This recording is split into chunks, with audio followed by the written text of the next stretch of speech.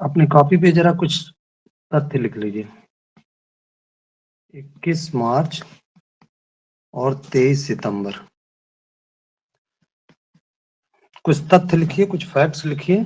उसके बाद आज जो क्वेश्चन दिया था वो डेली आपका इसी फॉर्मेट में आपका टेस्ट एक तरह से होता रहेगा, और उसका डिस्क्रिप्शन बताएंगे, उसके बाद पेरीफेरी में सारी चीजें बताएंगे।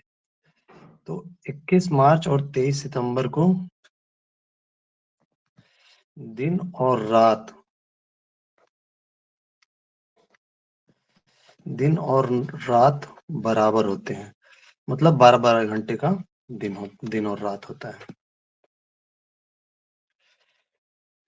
वैसे याद रखना है, ऑप्शन में ये एग्जाम का ही क्वेश्चन है। ऑप्शन में आता है दिन और रात कब बराबर होते हैं, 21 मार्च और 23 सितंबर। 21 को हम लोगों ने समझा था 21 से, तो ठीक है, इस दिन सब कुछ बराबर होता है, दोनों तरफ से सब कुछ बराबर चलता है, दोनों तरफ से मार्च पास्ट बराबर ही होता है। 23 सितंबर क्यों हुआ? क्योंकि ये ताई है और ये सितंबर, सितंबर, सिट। अब इस चीज को थोड़ा सा और अपने दिमाग में रखिएगा। एक कल हम लोग दो चीज पढ़ाते हैं। एक तो जो करंट की चीज थी, नेशनल फार्मर्स डे, उससे रिलेटेड जितने भी एग्जाम के क्वेश्चंस थे, पीवाईक्यूज, वो सारा कुछ डिस्कशन किया, प्लस साथ में हेल्थ प्रोग्राम्स डिस्कशन किए, जो आपके पार्ट बी का एक सब टॉपिक था। मुझे विश्वास है कि सभी लोग सिलेबस अच्छे से ध्यान से देख रहे होंगे। मैं पर डे सिलेबस के बारे में डिस्कशन अब नहीं करूंगा क्योंकि टाइम वेस्ट होगा। तो ये पार्ट बी का सब टॉपिक था, हेल्थ प्रोग्राम। अब इसी 23 सितंबर को आपको याद करना है एक दूसरे महत्वपूर्ण तथ्य से, वो है पीएमजे, प्रधानमंत्री जन आरोग्य योजना, आयुष्मान भारत। इसकी लॉन्चिंग डेट है 23 सितंबर 2018। देखिए, पढ़ाई इसी तरह से करिए, सब कुछ जोड़ जोड़ के पढ़ना सीखिए। तो यदि 23 सितंबर कहीं आता है तो तुरंत दिमाग आपका क्लिक करना चाहिए कि 23 सितंबर से और क्या इंपॉर्टेंट था। पहला एक इंपॉर्टेंट ये था कि इस दिन दिन और रात बराबर होते थे। दूसरा क्या इंपॉर्टेंट था कि इस दिन मोदी जी ने प्रधानमंत्री जन आरोग्य योजना लॉन्च की, जिसमें 5 लाख रुपया प्रति परिवार, 5 लाख रुपया प्रति परिवार हेल्थ इंश्योरेंस देना शुरू किया। ये डेट कैसे याद होगा? तो ये डेट याद होगा 23 यानी ताई। ताई बैठी हुई कहती है, क्या कहती है? एक हाथ अपना उठाती है, हाथ यानी 8 हाथ। भाई आशीर्वाद देगी ना, आयुष्मान भव, तो यही आयुष्मान योजना है, आयुष्मान भव। एक हाथ उठा करके आयुष्मान भव कहेगी ताई कि आसमान की ऊंचाइयों पर बैठो। तो 23 सितंबर 2018 को प्रधानमंत्री जन आरोग्य योजना लॉन्च की गई थी। अब वापस ज्योग्राफी में आइए। 21 मार्च 23 और 23 सितंबर को दिन और रात बराबर हैं। 21 मार्च को कैसे समझा? 21 से समझ लिया हमने, और मार्च पास्ट से समझ लिया। अब दूसरा आइए, 21 जून को सबसे बड़ा दिन होता है। इसको बहुत एक्सप्लेन नहीं करूंगा, आपको सबको पता है कि इस दिन नेशनल योगा डे होता है। और ये नॉर्दर्न हेमिस्फीयर में है। अब इसको अभी नहीं एक्सप्लेन कर रहा हूँ, डिटेल आपको जब ज्योग्राफी पढ़ाऊंगा तो उस समय एक्सप्लेन करूंगा कि नॉर्दर्न हेमिस्फीयर क्या होता है, सदर्न हेमिस्फीयर क्या होता है, ईस्टर्न हेमिस्फीयर क्या होता है, और वेस्टर्न हेमिस्फीयर क्या होता है। अभी के लिए इतना जानिए कि ये जो आपको छवि दिख रही है, ये आपका नॉर्दर्न हेमिस्फीयर में है और ईस्टर्न हेमिस्फीयर में। मतलब भारत। तो 21 जून को नॉर्दर्न हेमिस्फीयर में सबसे बड़ा दिन होता है, और यदि एग्जाम में विकल्प बदल दिया तो यदि कह दिया दक्षिणी गोलार्ध में, तो दक्षिणी गोलार्ध में 21 जून को सबसे बड़ी रात होती है। इसी तरह से 21 जून और 22 दिसंबर को सबसे बड़ी रात होती है। 22 दिसंबर न लग के ये 21-22 दिसंबर है सबसे बड़ी रात। तो ठीक है, ये तो हमें कभी भूलेगा ही नहीं। क्यों? क्योंकि ये हमारी कयामत की रात थी ना। आप अपने से कोरिलेट करिए यार, इसी दिन तो आपकी वैकेंसी अनाउंस हुई थी कि 884 सीट आएगी, अगले दिन पेपर में आएगा, 22 तारीख से फॉर्म भरा जाएगा।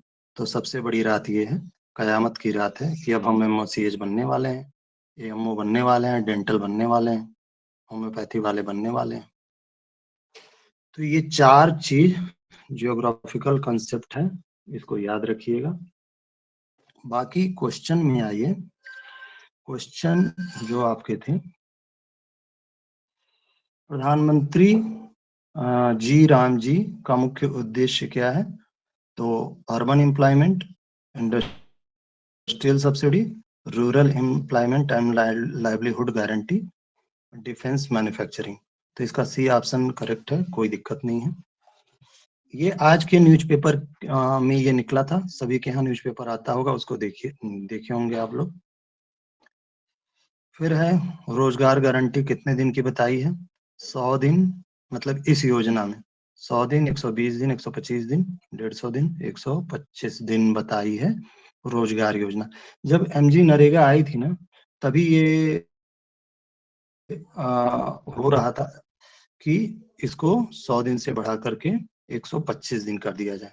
तो उसका इम्प्लीमेंटेशन अब मोदी जी ने कर दिया, 125 दिन। एमजी नरेगा का नाम बदल करके अब विकसित भारत गारंटी फॉर रोजगार एंड आजीविका मिशन, विकसित भारत जी राम जी योजना कर दिया है। ठीक, अब विकसित भारत जी राम जी को सबसे सही कैसे डिस्क्राइब किया जाएगा? तो ये है statutory act like MG NREGA, state subject scheme, vision based rural livelihood mission, constitutional mandate. Constitution में कहीं लिखा उखा है नहीं, तो वो हटा दीजिए।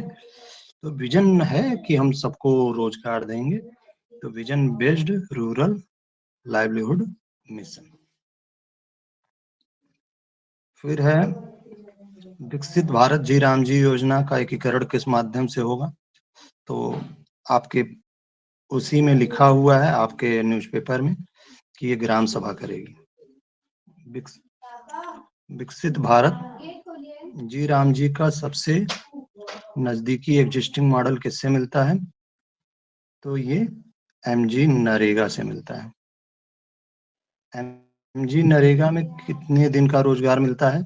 एक्सक्यूज मी तो सर, हाँ बताएं। ये सर कह रहा था कि अगर आप कुछ डिस्प्ले पे और शो कर रहे हैं तो मुझे मतलब मुझे नहीं दिख रहा है, बाकी का पता नहीं। आप डिस्प्ले पे कुछ नहीं ला रहे हैं ना, यही जो चल रहा है यही है अभी? हाँ, डिस्प्ले पे कुछ नहीं, ये तो हाँ आपको, मतलब आप अब बता रहे थे। हाँ नहीं, ये तो क्वेश्चन जो दिया था ना मैंने, हाँ हाँ, बस वही उसी का वो है, आंसर ओके बता रहे हैं। Okay okay. क्वेश्चन आपके पास होगा शायद, हाँ हाँ, क्वेश्चन है सर। हाँ। हम्म, फिर एमजी नरेगा किस अनुच्छेद से डायरेक्टली जुड़ा माना जाता है? देखिए, ये जो क्वेश्चन 7 है आपके उसका, ये खैर इसमें ऑप्शन मैंने वो दे नहीं रखा है। एक बार आयोग ने इसका आंसर लिखा था, आर्टिकल 43, सॉरी, तो आयोग ने इसका आंसर डिलीट कर दिया था। ये आर्टिकल 43 नहीं है, आर्टिकल 21 है। कल हमने आपको बताया था कि जितनी भी अच्छी चीज है वो दोनों आंख बंद करके एक किस कर दीजिए। तो यही है राइट टू लिवलीहुड। अभी मैं लगे हाथ तुरंत के तुरंत आपको आर्टिकल 21 पूरा डिस्क्राइब करूंगा, क्योंकि ये बहुत ही महत्वपूर्ण है, हर जगह एग्जाम में आएगा। अभी मैं आपको आज डेंटल का पेपर सॉल्व कराऊंगा और एमओसीएच के पेपर में भी आर्टिकल 21 पे क्वेश्चन है। तो ये आर्टिकल 21 है। एमजी नरेगा के अंतर्गत 8वां क्वेश्चन है, अनएम्प्लॉयमेंट अलाउंस किसके द्वारा दिया जाता है? तो सेंट्रल की स्कीम है, स्टेट के द्वारा ये अलाउंस दिया जाता है। मतलब ये है कि मैं यदि रोजगार चाहता हूं, आवेदन किया, तो ये भी याद कर लीजिएगा 15 दिन के अंदर मुझे रोजगार मिल जाना चाहिए। यदि नहीं मिलता है तो फिर मुझे भत्ता मिलेगा, बेरोजगारी भत्ता। तो ये स्टेट गवर्नमेंट का है।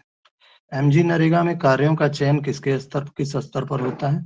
ग्राम सभा स्तर पर। एमजी नरेगा का सबसे बड़ा स्ट्रक्चरल क्रिटिसिज्म क्या है? तो वेज पेमेंट जल्दी नहीं हो पाता था, यही है। फिर एमजी नरेगा के अंतर्गत कौन से कार्य होते हैं? तो एक नीचे पीडीएफ दिए हैं आपको, नहीं इमेज दिए हैं, पीआईबी की इमेज है वो। उसमें देखिएगा ये सारा कुछ लिखा हुआ है, जल संरक्षण, सूखा रोकथाम और निजी कृषि भूमि पर कार्य। अच्छा, इस टाइप के जो क्वेश्चन होते हैं ना, उसको देखिए कैसे स्मार्टली टैकल किया जाता है। मुझे ये मान लीजिए आपने कभी नहीं पढ़ा है, फिर भी इस क्वेश्चन को सही करिए। फैक्ट्री कंस्ट्रक्शन, तो यार ये तो कैपिटल इंसेंटिव है ना, तो ये वाला ऑप्शन तो नहीं होना चाहिए। चौथा ऑप्शन काट दीजिए, यानी सी और डी काट दीजिए। ठीक, अब ए और बी बचा, तो इन्हीं दोनों में से कोई एक ऑप्शन होगा। ठीक है, तो इन दोनों में से कोई एक ऑप्शन होगा, 50% प्रोबेबिलिटी है, 50% सही भी हो सकता है, गलत भी हो सकता है, इसलिए तुक्का मार के आइए। एमजी नरेगा के अंतर्गत सोशल ऑडिट किसके द्वारा? ग्राम सभा। एमजी नरेगा के अंतर्गत मजदूरी दर किससे संबंधित होता है? तो मिनिमम वेज एक्ट से संबंधित होता है। एमजी नरेगा मांग आधारित योजना है, ग्रामीण परिवारों को 100 दिन रोजगार देती है। तीसरा है, यह केवल, जहां केवल वल टाइप के मतलब एक्सट्रीम्स वर्ड लिखे हों, वहां अपने दिमाग को बिल्कुल क्लियर कर लीजिएगा, बहुत ध्यान से करिएगा। जहां एक्सट्रीम लिखा रहता है वो गलत होने के चांसेस ज्यादा रहते हैं। फिलहाल इसमें भी ये गलत है, तो पहला और दूसरा सही है। मांग आधारित योजना है, 100 दिन का रोजगार। एमजी नरेगा की शुरुआत 2005 की है, और दूसरा इंपॉर्टेंट क्वेश्चन इस पर, 2005 में शुरुआत हुई और कब लागू हुई? तो 2006 है इसका आंसर। क्लियर, 2005 में शुरुआत, 2006 में इनेक्टेड। लैंग्वेज एग्जाम का जैसा रहेगा वैसा आंसर। रोजगार न मिलने पर बेरोजगारी भत्ता कौन देगा? राज्य सरकार देगी। किसे प्राथमिकता दी जाती है? तो भाई लेबर इंटेंसिव वर्क पे ही प्राथमिकता दी जाएगी। फैक्ट्री थोड़े न बनवा रहे हैं आपसे, वो तालाब खुदवाएंगे, तालाब साफ करवाएंगे, नहर बनवाएंगे, लेबर इंटेंसिव वर्क। भुगतान किससे होता है? डीबीटी से होता है। किस मंत्रालय द्वारा है? अब देखिए, मिनिस्ट्री ऑफ फाइनेंस होने से रहा, इतना बड़ा पैसा थोड़ी ना इसमें लगा है, गरीबों की योजना है, फाइनेंस का क्यों आएगा? लेबर से कंफ्यूज होंगे, लेकिन लेबर कैपिटल इंसेंटिव, ये मिनिस्ट्री जो होती है कैपिटल इंसेंटिव होती है, इसलिए लेबर वाला भी खत्म हो गया। दो में कंफ्यूजन होगा, तुक्का मार के आइए। वैसे रूरल डेवलपमेंट, ये जो इमेज दिए हैं नहीं पढ़ रहा हूं, आप पढ़ लीजिएगा।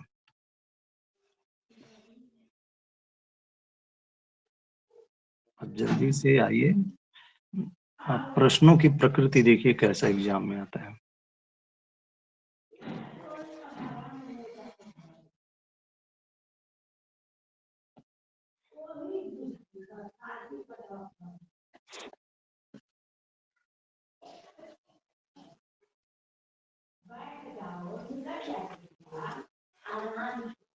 देखिए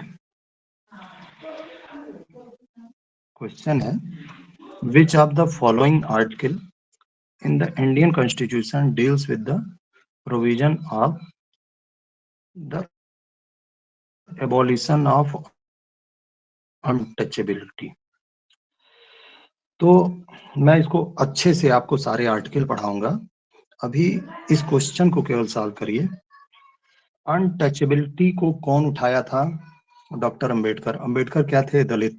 दलित में क्या दिमाग में इमेज आती है कि उस समय दलितों को सताया बहुत जाता था। कैसे? उनके कमर के नीचे झाड़ू वगैरह बांध दिया जाता था। तो ये सताना सत्रह, ठीक। आर्टिकल 18 मतलब इसका आंसर 17 है। आर्टिकल 18 कहता है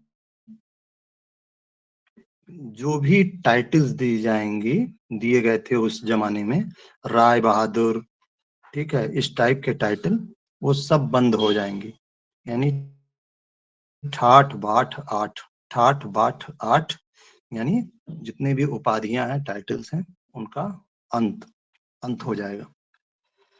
फिर आर्टिकल 21, मैं इसको समझाऊंगा आज ही के आज, इसको छोड़ दीजिए। आर्टिकल 20 कहता है अपराधों के लिए दोष सिद्ध के संबंध में संरक्षण। ये आपके संविधान में एज इट इज लिखा है।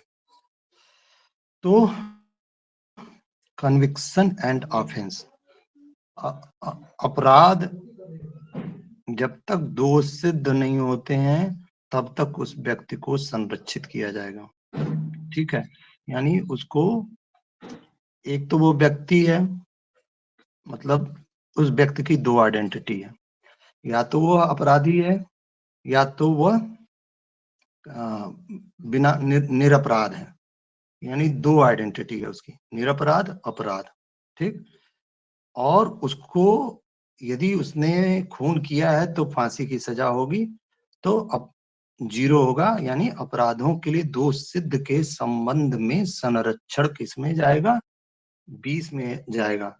2 और 0 यानी निरपराध और अपराध, और 0 यानी निरपराध अपराध, दो आइडेंटिटी, और 0 20।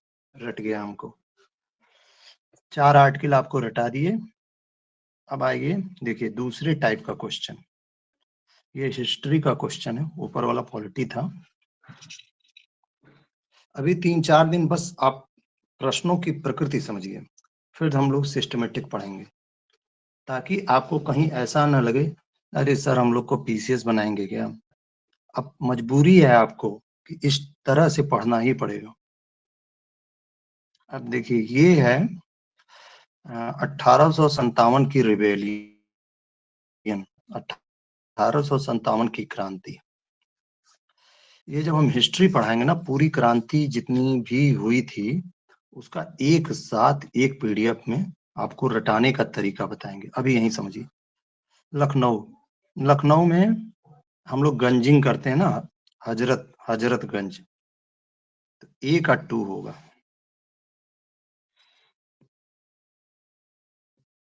बिल्कुल जिस तरह से हम बता रहे हैं एग्जाम में उसी तरह से सोचने की कोशिश करिएगा।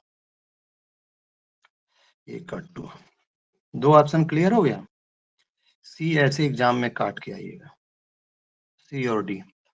अब नहीं आता है प्लीज तुक्का मार के आइएगा, ए और सी में से, ठीक।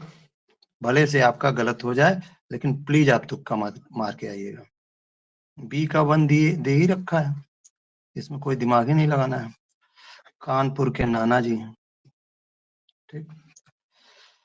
अब बरेली में खान बहादुर खान है, तो जब हम पढ़ते हैं तभी हम रट लेते हैं कि बरेली की कौन थी? प्रियंका चोपड़ा, और प्रियंका चोपड़ा के साथ कौन था?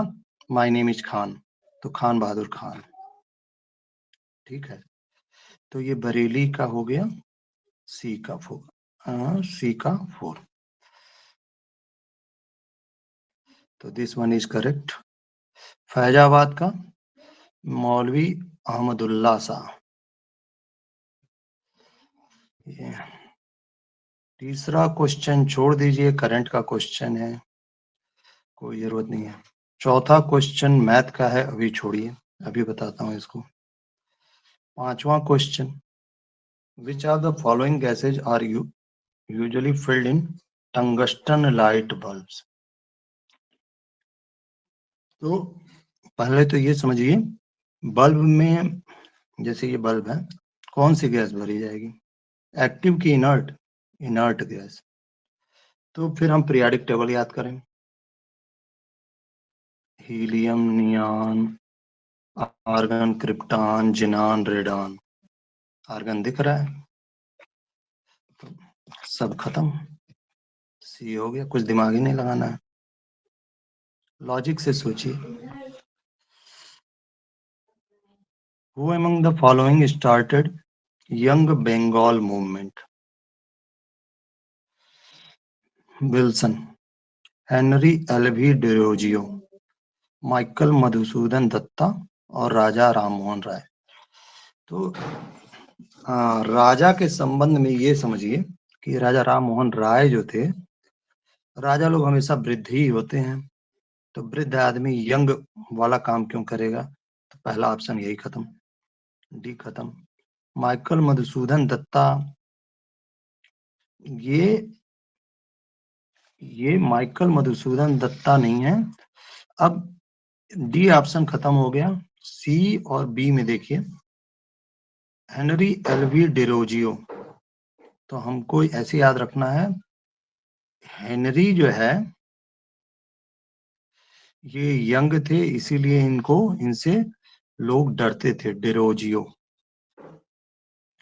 ये यंग बंगाल मूवमेंट हल्का सा हम आपको हिस्ट्री में बताएंगे, जब हिस्ट्री टॉपिक पढ़ाएंगे। तो ये हेनरी एलवी डिरोजियो अभी के लिए याद कर लीजिए। मैथ का क्वेश्चन है, अभी छोड़िए इसको। Industrial policy in India before 1991, 1991 के पहले का इरा क्या था? तो इसको बोलते हैं एलपीजी। लिबरलाइजेशन, उदारीकृत था, प्राइवेटाइजेशन, बड़े बड़े बैंकों का उस समय प्राइवेटाइजेशन हुआ, ग्लोबलाइजेशन, भारत को सोना बेचना पड़ा था, इसलिए उस समय भारत में एक वैश्विक गांव की संकल्पना विकसित हुई, इसलिए एमएनसी मल्टीनेशनल कंपनीज का आगमन हुआ। तो यानी इसके पहले क्या था, प्रो पब्लिक सेक्टर पॉलिसी चल रही थी, तभी तो प्रो पब्लिक सेक्टर पॉलिसी थी, तभी तो ये एलपीजी लागू हो सकने में सफल हो पाए। एंटी कैसे हो सकता है यार, एंटी प्राइवेट कैसे हो सकता है, प्राइवेटाइजेशन तभी तो हुआ। और प्रो प्राइवेट कैसे हो सकता है, क्योंकि लिबरलाइज करना था, तो पब्लिक वाला होगा, प्रो प्राइवेट वाला नहीं होगा। क्लियर? पायरिया सबको पता है, एंटामीबा जिंजीवैलिस। ये ज्योग्राफी का बहुत ही इंपॉर्टेंट टॉपिक है, मैं पूरा मैप बना करके आपको इसको समझाऊंगा, इसलिए छोड़ दीजिए अभी के लिए। समझिए, 4 तरह की टोटल लाइंस होती हैं जिसको रटा जाता है, रटना होता है। कर्क रेखा 23.5 degree north, Tropic of Cancer 0 degree, equator 23.5 degree south, Tropic of Capricorn मकर रेखा, और एक 0 डिग्री या 180 degree latitude, longitude, sorry,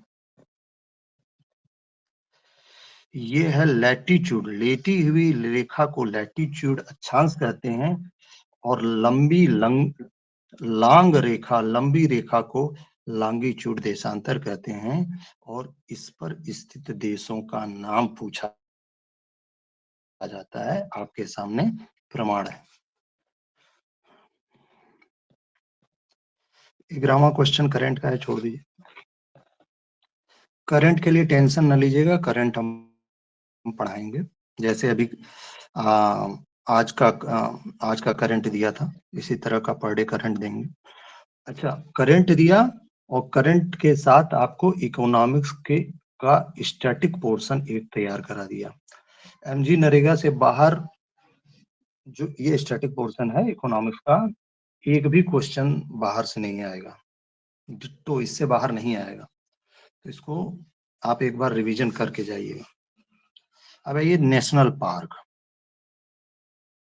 national park को जल्दी से हम इंपॉर्टेंट नेशनल पार्क आपको रटाएंगे। अभी आज 4 रटते हैं।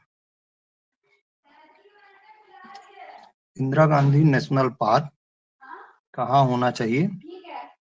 तो अब देखिए, ये इंदिरा गांधी हैं। इनकी शादी किससे हुई थी? फिरोज गांधी से। अब इतना थोड़ा बहुत तो आपको दिमाग में रखना है, तभी आप समझ पाएंगे। अब फिरोज गांधी भी नहीं याद है तो फिर ये ट्रिक बेकार है। इंदिरा गांधी की शादी किससे हुई थी? फिरोज गांधी से। ये थी हिंदू और ये थे पारसी। दो कम्युनिटी का मिलन होता है, तो जिसमें मिलन है वही होगा answer, Tamil Nadu. No confusion. West Bengal में कहाँ मिलन है? छत्तीसगढ़ में कहाँ मिलन है? अंधे में कहाँ मिलन है? तो ए का थर्ड, और सब ऑप्शन बकवास हो गए। डी का 4। देखिए, एग्जाम में ऐसे ही करिएगा, ए का थर्ड लगाए और दिमाग एकदम चौकन्ना किए रहिए। डी का 4 आपको पढ़ना ही नहीं है, भाड़ में गया, नहीं पढ़िए, एकदम मत पढ़िए। डी का 4 ऑटोमेटिक सही है। समय बचाइए, और जो आपका मेन सब्जेक्ट है वहां फंस रहे हैं, वहां समय डिवोट करिए, मैथमेटिक्स के क्वेश्चन में डिवोट करिए। ए का थर्ड लग गया, डी का ऑटोमेटिक 4 हो गया। इंद्रावती, इंद्रावती यानी इंद्र भगवान। और इंद्र भगवान एक ऐसे भगवान थे जिनका हमेशा सबसे 36 का आंकड़ा रहता था। ठीक, पता नहीं क्या अप्सरा अप्सरा को लेकर घूमते रहते थे, तो दैत्य सब सोचते थे कि यार ये 36, दैत्यों से इनका हमेशा 36 का आंकड़ा इसीलिए रहता था क्योंकि आधा समय तो ये उसी सब में इन्वॉल्व रहते थे। अब ये है सिंगालीला। सिंगालीला वेस्ट बंगाल का है। तो एक वो था ना, इसको लगा डाला तो लाइव झिंगा लेला। तो अब ठीक है, वेस्ट बंगाल, मोदी जी कह रहे हैं कि अब नितिन नवीन को हम यदि बीजेपी का नेशनल लीडर बना देंगे तो वेस्ट बंगाल झिंगा लाला। तो सिंगालीला वेस्ट बंगाल। भाजपा के प्रदेश अध्यक्ष कौन है?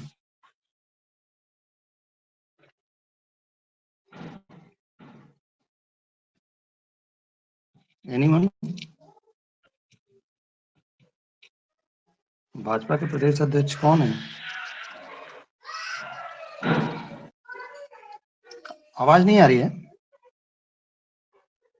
आ रही है सर।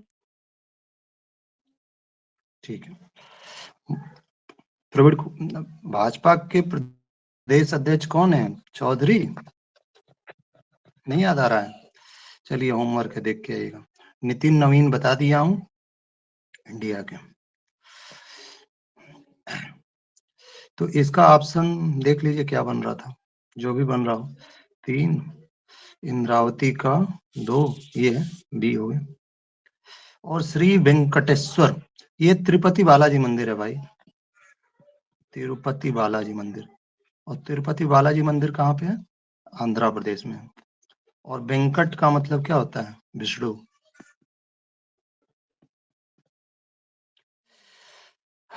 तो ये विष्णु क्या करते हैं? विष्णु ऑपरेटर है ना, तो इसलिए आंध्र प्रदेश अंधे का ऑपरेशन होगा अंधा। चलिए, in which city of India centre for DNA fingerprinting and diagnostic. तो प्लीज अदरवाइज मत लीजिएगा कोई भी। हम ऐसा इमेजिन करते हैं कि मुसलमानों के डीएनए की डायग्नोसिस करनी है, तो ठीक है, हैदराबाद।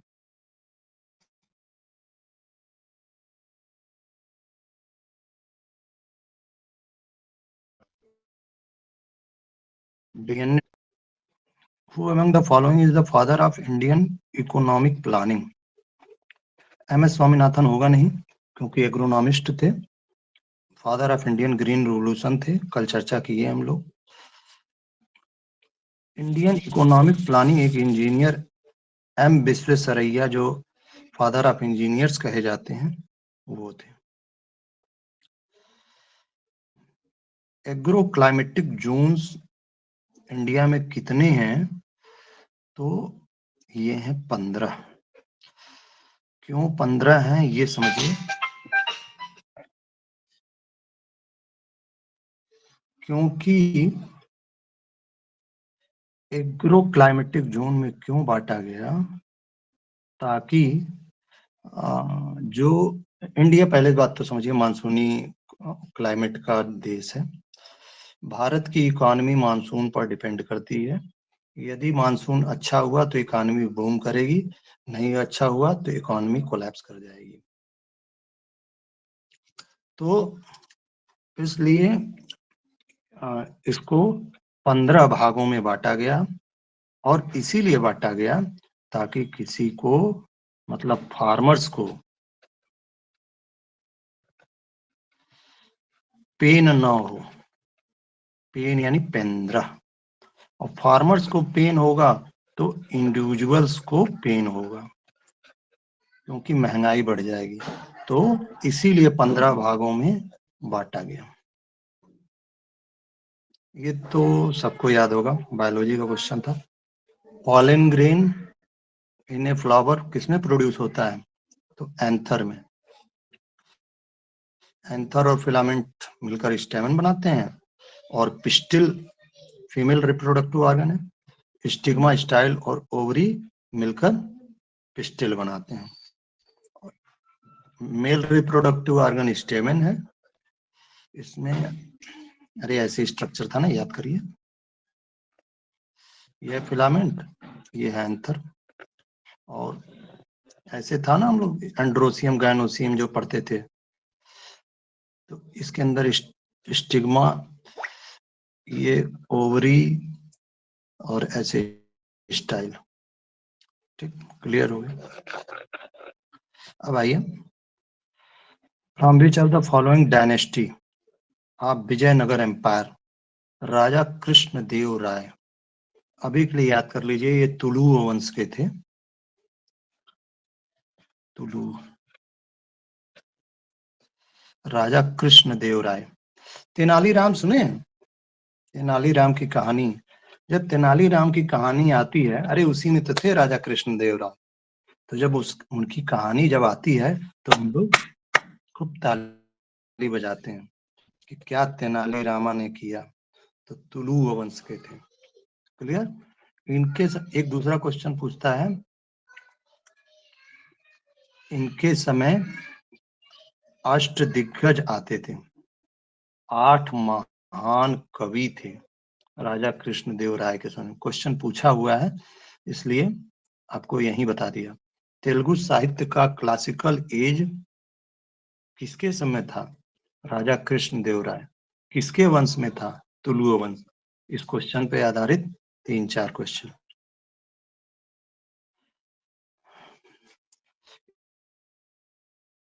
इंडिया के पहले सुपर कंप्यूटर का क्या नाम है? तो परम। किसने किया है? किसने इसको किया है, जिसको विजय अपनी पताका फहरानी है?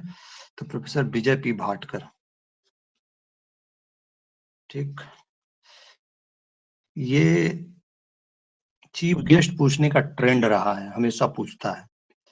तो 77 में, जो अभी 26 जनवरी 26 को होगा, उसके चीफ गेस्ट होंगे 26 जनवरी को यूरोपियन कमीशन के प्रेसिडेंट उर्सुला वान डेर और लियान, इनका पूरा नाम है Ursula van der Lian and Antonio, European commission के प्रेसिडेंट है।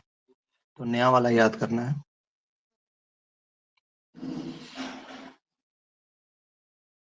आयोग इस टाइप के क्वेश्चन बहुत पूछता है। Which one of the following countries has the least urbanized population? सबसे कम शहरीकरण नगरीकरण किस देश में है? तो जापान, पहले ही काट दीजिए। छोटा सा राज्य है, शिनचैन की मूवी बनाता है, डोरेमोन नोबिता पता नहीं कौन कौन से गैजेट ले चलते हैं। तो यार वो तो बहुत ज्यादा अर्बनाइज्ड है, उनकी कहानियों में ऐसा लगता है कि अर्बनाइज्ड है। चाइना, ये मैन्युफैक्चरिंग हब है, बहुत ज्यादा अर्बनाइज्ड है। बी और सी ऑप्शन कट गया। पाकिस्तान और इंडिया में तुक्का मारना है। तो यदि नहीं पढ़े हैं तो ये क्वेश्चन गलत होगा, आप लोग पाकिस्तान लगा के आएंगे कि भिखमंगा देश है, क्या शहरीकरण करेगा। लेकिन यहाँ पर शहरीकरण इंडिया से इसलिए ज्यादा है क्योंकि कुत्ते की शक्ल के का देश है, छोटा सा देश है। तो छोटे देश में इंफ्रास्ट्रक्चर फैलाने में टाइम नहीं लगेगा, क्योंकि जो हमारा चीजों को लॉजिक से खुद से लॉजिक से समझेंगे ना तो चीजों को अच्छे से याद रहता है। ऐसे आपका कुछ पाकिस्तान है, कुत्ते की शक्ल का है। तो यहाँ पर जो ये सवेरा चेजसी नदियां निकलती हैं, इस चीज को मत समझिएगा कि लेंदी हो रहा है, क्योंकि मजबूरी है आपको पढ़ना ये सारा। सतलुज, ब्यास, रावी, चिनाब, झेलम, ये जब नदियां निकलेंगी ना तो ये एरिया फर्टाइल हो जाएगा, इकोनॉमी बढ़ जाएगी। नदियों से ही इकोनॉमी डेवलप होती है। तो इसीलिए तो अभी हाल ही के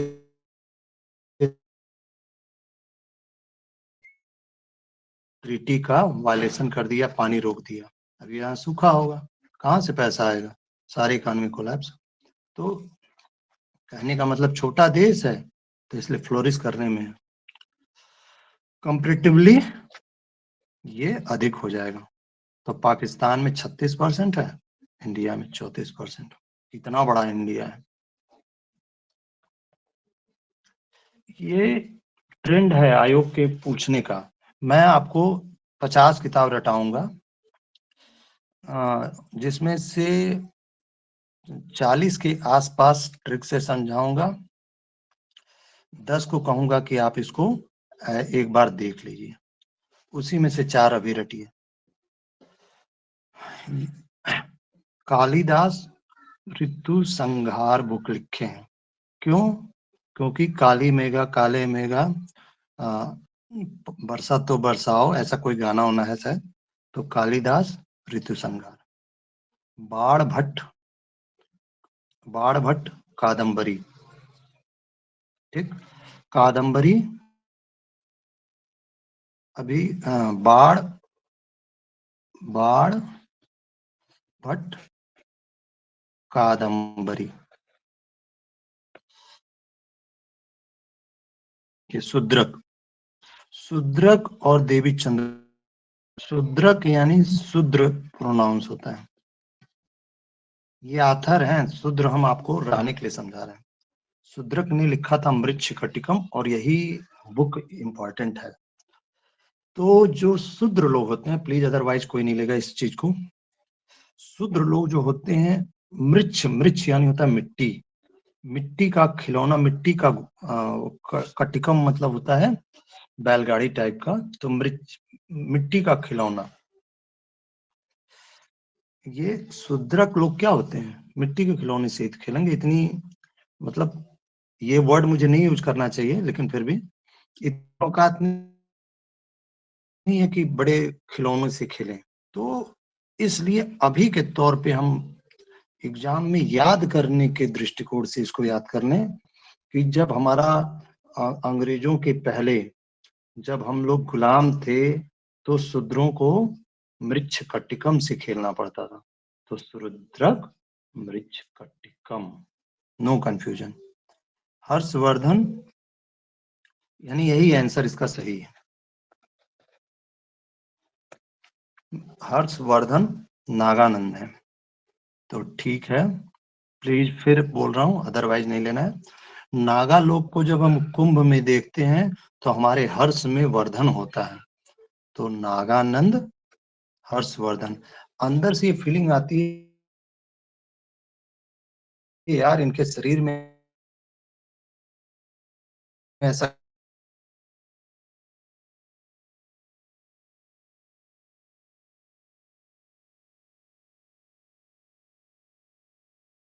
ये आपको क्लियर हो गया होगा।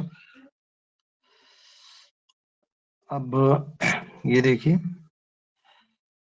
ये प्रियम्बल यानी जो संविधान की मोटी सी बुक है, उद्देशिका, उसमें उद्देशिका मतलब, जैसे आप लोग बहुत लोग इसमें पीजी स्टूडेंट होंगे, एक सबसे पहले फॉरवर्ड होता है, वही है उद्देशिका। तो कॉन्स्टिट्यूशन की बुक में सबसे पहले उद्देशिका है। तो उसमें लिखा हुआ है, हम भारत के लोग भारत को एक संपूर्ण प्रभुत्व संपन्न, 4, हम भारत के लोग भारत को एक संपूर्ण प्रभुत्व संपन्न लोक समाजवादी पंथ निरपेक्ष लोकतांत्रिक गणराज्य बनाने के लिए, यही लाइन लिखी हुई है। तो यदि ये याद है तो ठीक है, नहीं तो कंसेप्ट समझिए।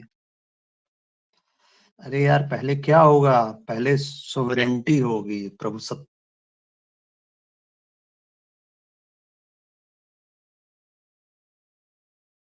होगी, शक्ति है, पति हो, समाज में वितरित हो, व्यवस्था, अंबानी के पास सारा हुआ, प्रभुसत्ता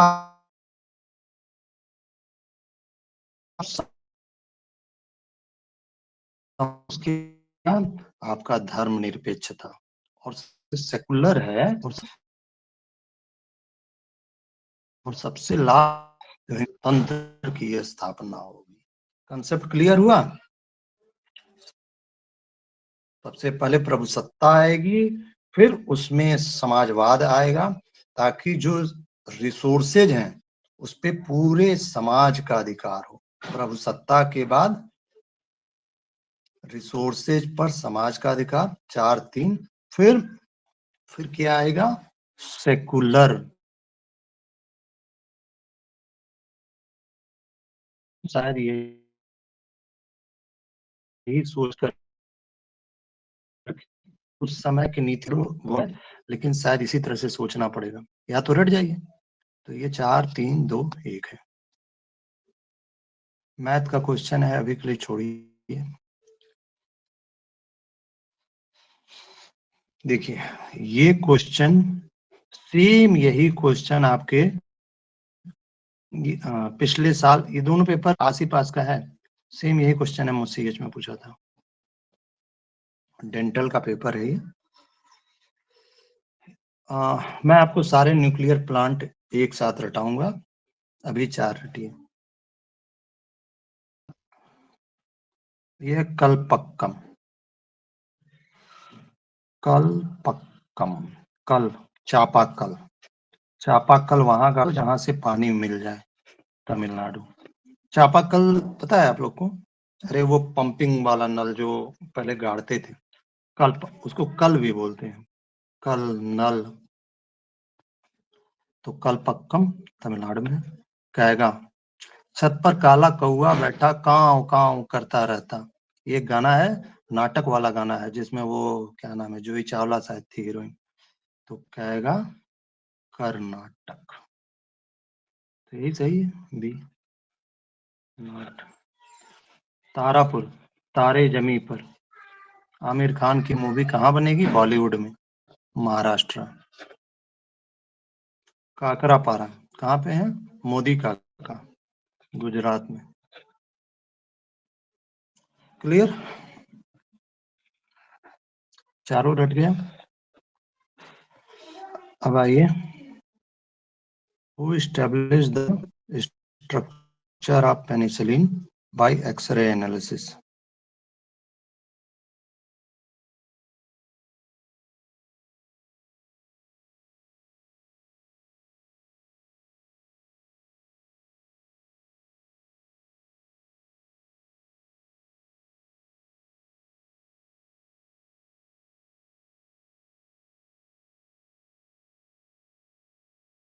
डी वगैरह में तो ये नहीं होगा, डी ऑप्शन वैसे ही बिना पढ़े से ही होगा।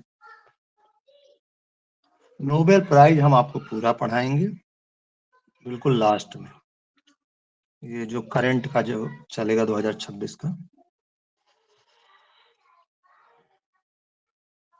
ये पॉलिटी का क्वेश्चन है, ये हम आपको कल झटके में बताए थे कि 395 अनुच्छेद, 22 पार्ट, 22 पार्ट और 12 शेड्यूल हैं।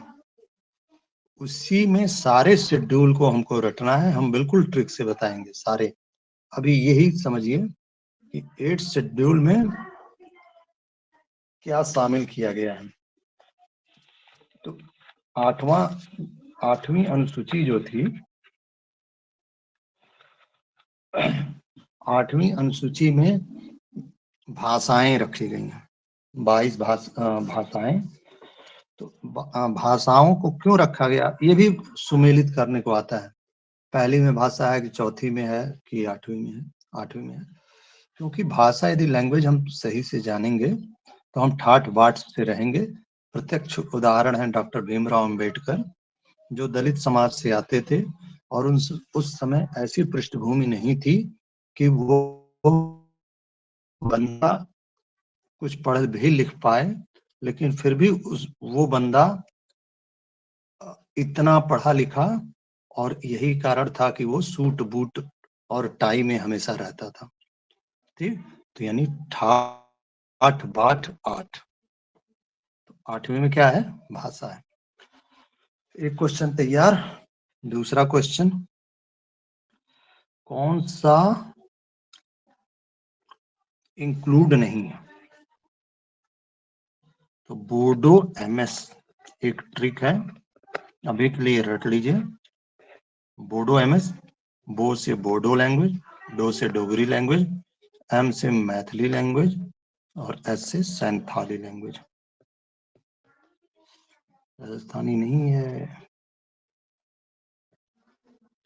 अच्छा, जब पेपर सॉल्व करिएगा ना अपना, आप लोग वैसे ऐसा करते होंगे, लेकिन फिर भी बता दे रहा हूँ।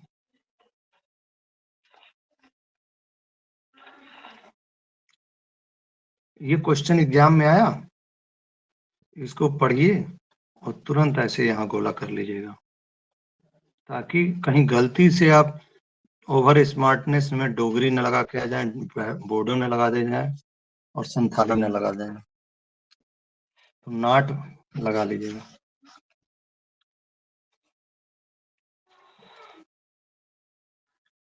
इन स्प्राउटेड मंग बीन्स, सबको मालूम है विटामिन सी होता है, नो कंफ्यूजन।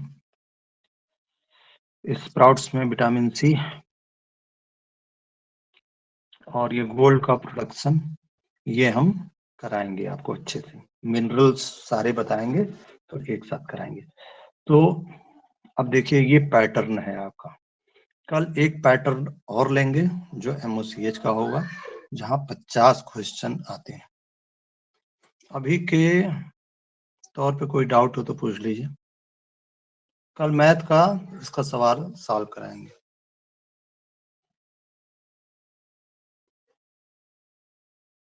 अभी कोई डाउट है तो पूछ लीजिए। स्ट्रेटजी से रिलेटेड कोई डाउट हो तो पूछ लीजिए। चलिए ठीक है, फिर क्लास को कंक्लूड करते हैं यहीं पे। तो सबको good night. Good night sir.